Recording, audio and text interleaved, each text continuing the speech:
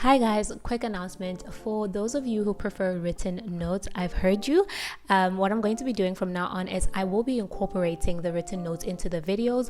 All you have to do is just click on the timestamp and take a screenshot, because there will be notes written for every step of this sewing project. Now let's get into the supplies that we need. These supplies cover what you generally need when you are working with knit fabrics. It is not necessarily what you're going to need for this project, so make sure you watch the entire video to know exactly what you are going to need for this specific project. Now let's start with the supplies. Starting with the compulsory supplies is obviously you're going to need your sewing machine, and you're going to be working with a zigzag stitch most of the time. Your width needs to be 1.5 mm with a length of 2.5 to 3 mm. Now for your needles, you're going to be using a jersey needle, or you are going to be using a stretch needle. A jersey needle is perfect when you are working with your rib knits, while a stretch needle is perfect when you're working with your spandex, your super stretchy fabrics. You are also going to need obviously 4-way stretch fabric, matching thread. Your fabric needs to have 60 to 70% stretch. Now let's get into the knit foot. The knit foot is perfect because it feeds the top and the bottom fabric at the same time, reducing waviness that comes from working with stretch fabric. Now a knit foot is amazing because it works on most sewing machines, and it's about $7 on average. If you're in South Africa, it's about 60 Rand at Stitch and Go. And then if you don't have a knit foot, you would obviously work with a walking foot. However, a walking foot is extremely expensive, so I would start with the knit foot. They do the same thing. Another great tool for when you're working with stretch fabric is to actually work with a serger. However, sergers can be super expensive, so I would just say invest in a knit foot and just use your zigzag stitch. It will come out beautiful. You're also going to need a twin needle, which is perfect for hemming your stretch fabric and also attaching your bindings, because it still retains the stretch. Now if you are working, you need to check your sewing machine if your sewing machine has a stretch stitch. Most sewing machines should have one. On a brother sewing machine, I know that you just have to turn the knob to SS, which is stretch stitch, but I don't know about other sewing machines. You would have to check. Now what you're going to start off with is obviously assembling your pattern pages as instructed on your PDF, and then you're going to add your seam allowances where necessary. By where necessary, I mean if you want a tighter fitting dress, obviously you would just eliminate the side seam allowance while keeping the neckline and the armhole seam allowance intact. But if you want something that's a bit loose fitting, then definitely leave that seam allowance in at the seam allowance.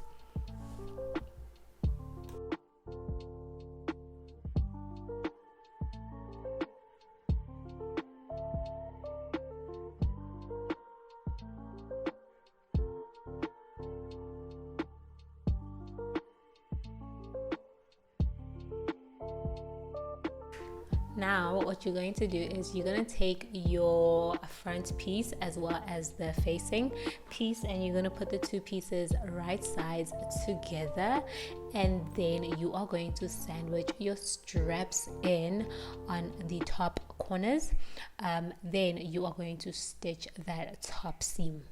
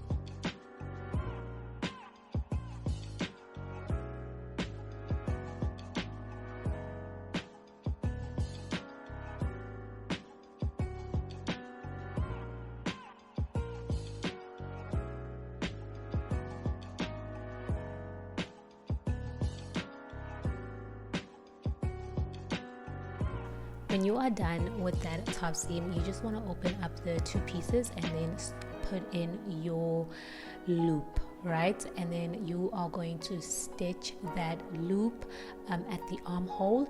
Then you are going to set the facing aside while you stitch on the other loop, the waist loop, onto the front piece.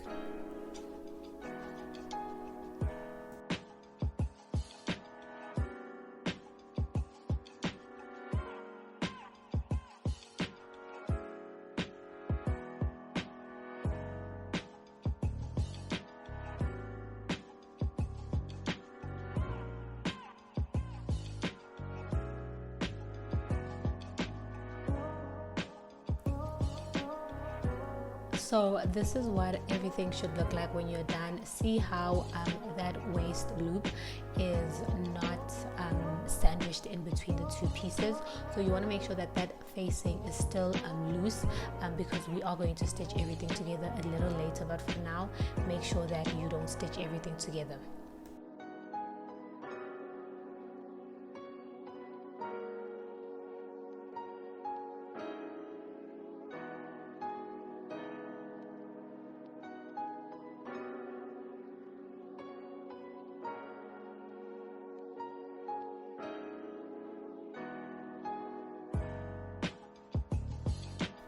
Now you are going to grab your elastic. Your elastic should be about 4 centimeters, not about, it should be 4 centimeters wide. And then what you want to do is you are going to put your elastic to your waistband of the skirt piece, and then mark how much elastic that you need, and then cut it off.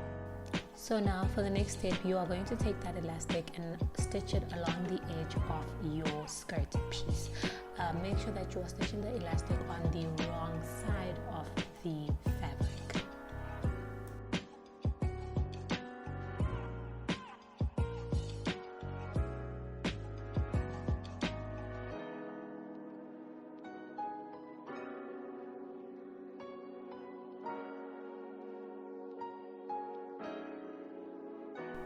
Now take the front piece, right, and open it up, and then take your skirt piece and place it onto the front piece. Fold it in once. Remember that everything needs to be right sides together, so fold it in once with the right side of the skirt piece kissing the right side of the front piece.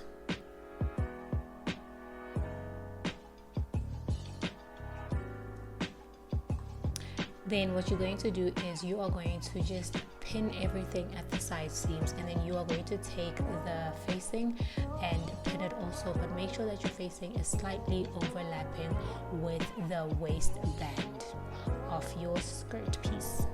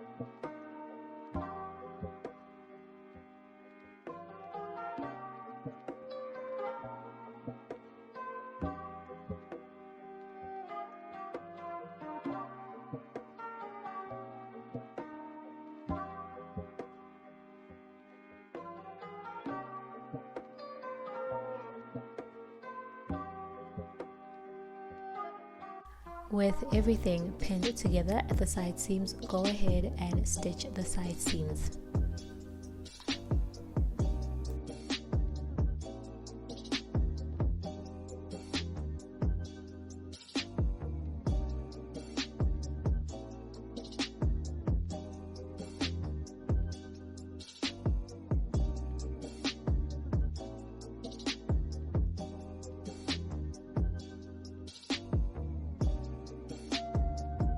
Now turn the entire dress inside out, but obviously, you know, snap off any excess threads that are hanging loose, then turn the piece inside out.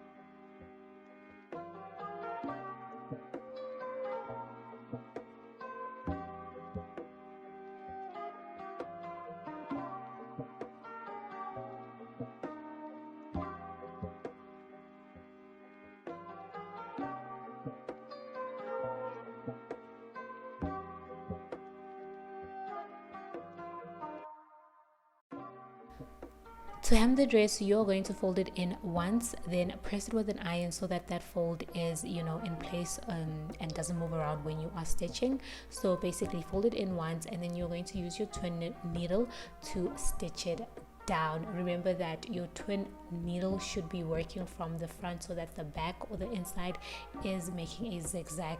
The two lines should be on the outside basically. So here is everything, and now your dress is done.